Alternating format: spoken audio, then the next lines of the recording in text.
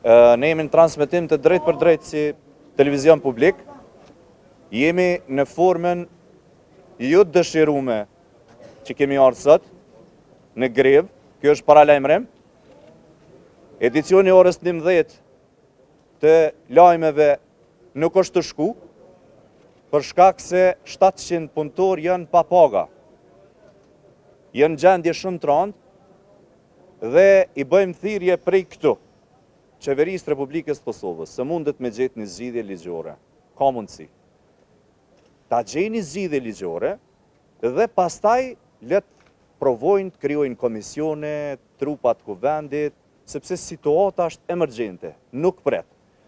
Një falënderim shumë të madh për mediat, për kryetarin e BSPK-s, për Zbashkun, për zonin Kusari, për gjithë kolegë, për gjitha mediat, që po e përkrahni dhe po solidarizoni me televizionin publik. Edhe njëherë, ne ju bëjmë thirrje, mos na bëni pjesë të qerimit të hesapeve të partive politike. Zgjedhni ato me zveti. Televizioni publik, punëtorët e televizionit publik e bojnë punën e tyre profesionale të pavarur. Edhe një paralajmërim, ne do të presim deri të hënën.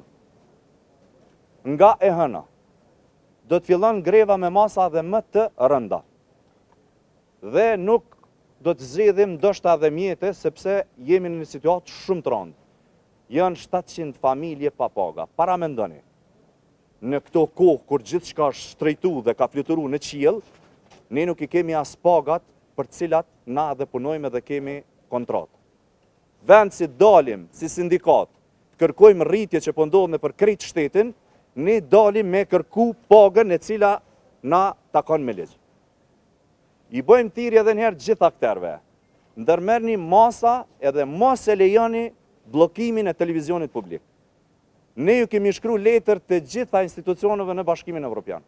E kemi njoftuar për situatën, edhe do të njoftojmë secilin. Andaj, mos e lejoni situatën me dal jashtë kontrollit. Edhe një sen, televizionin publik, do të mbrojmë me çdo çmim. Nuk ka çmim që mundet më na ndal nga kjo kauzë. E vetme, ligjore dhe e drejt me kontratë. Kjo është kërkesa ime edhe sindikatës edhe gjithë kolegëve që janë sot këtu. Mos na sillni në situatat e padëshirume.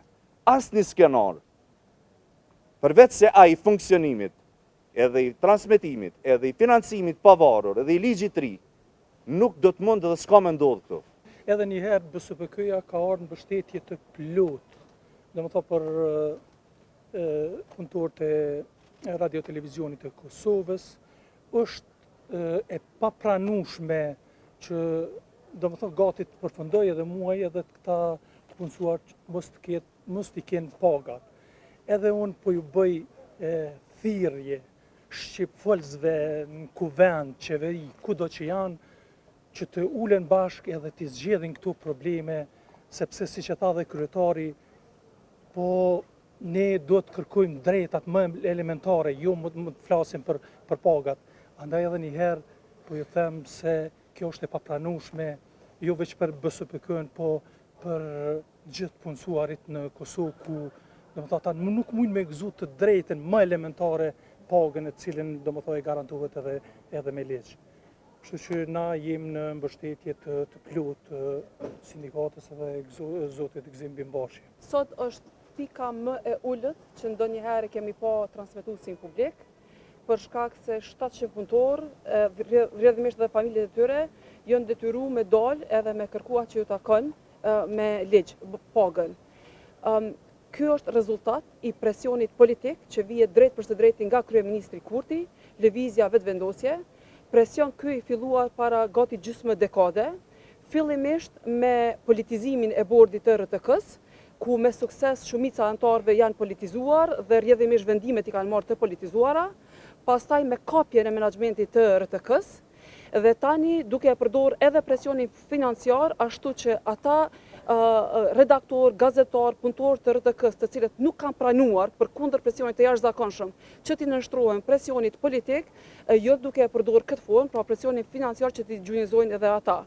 Unë shpresoj që na nuk kemi me pa atë që ka ndodhur në Greqi, ku transmetuesi publik është mbyllur për muaj të tërë, si rezultat i presionit politik, mirë po me atë që po shoh, kam frikë që një gjë e tillë do të ndodhë, pra që do të kollapsoj RTK-ja për shkak se nuk është e mundur që punëtorët me dalë dhe me punu pa paga dhe nuk është e mundur teknikisht me u kry shërbimet që duhet të kryhen. Kryeministri Kurti është duke përdorë radio-televizionin e Kosovës për shantazh politik në mënyrë që të arrijë qëllimet e tija politike dhe e lut kryeministrin Kurti lëvizjen vetvendosje që lojën politike ta bëj jashtë oborrit të RTK-s, jashtë transmetuesit publik e jo të përdorë edhe këtë për presion politik. Faleminderit. Përshëndetje për gjithë, edhe Zbashku solidarizohet me punëtorët e RTK-s. Kërkesa e punëtorëve të RTK-s është një kërkesë legjitime dhe shumë e arsyeshme, çka pagat janë të garantuara edhe me ligjet e Kosovës. Andaj në një shtet demokratik dhe funksional nuk do të ishte dashur të vijë deri në këtë gjendje, po urojmë sa më përpara të zgjidhet. Edhe në protestën e fundit të mbajtur, Zbashku lajmëroj se nëse nuk zgjidhet kërkesa e punëtorëve të arsimit, kërkesa e punëtorëve të RTK-s, andaj ne do t'i ftojmë të gjithë punëtorët e arsimit që nga qerdhe deri në universitet që t'i bashkohen punëtorëve të RTK-s për një protest e urojmë që mos t'vije deri te një greve përgjithshme. Ne do të qëndrojmë këtu tash një orë ashtu siç kemi paralajmëruar. Për masat e tjera do t'jeni të njoftuar me kohë. Nga e hëna pritet greva tjetër dhe detajet gjatë kësaj jave do t'i bëjt ditura në konsultim me kryesin, sindikatën edhe në konsultim me gjithë kolegët e televizionit publik. Edhe njerë ju falenderoj shumë për pjesëmarrje, për mbështetje, për çdo gjë.